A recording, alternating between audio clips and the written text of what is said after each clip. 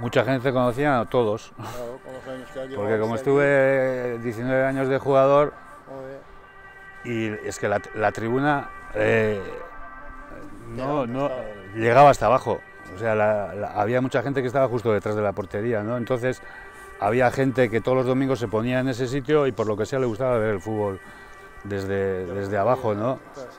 Es positiva cuando la cosa va bastante bien, ¿no? Cuando la cosa no va bien, pues No, pero la afición de Eibar siempre ha sido Sí. correcta en ese sentido. Pero bueno, ¿eh? el Pocas portero muchas veces cuando la cosa no va bien y te meten gol y vas un poco mal, pues el murmullo ese de la gente, la falta esa de confianza, ¿no? Parece que te llega, ¿no? Un poco con la cosa cuando va bien y paras, pues el de detrás, claro, que notas, para bien y para mal, el que está, como estaba la gente entonces tan cerca de la portería, notas para bien y para mal. Algunos sí le... Claro que oyes todos los comentarios Y en este campo se oye todo. se oye todo. Y más entonces que bueno, no había tanta gente y tanta historia, ¿no?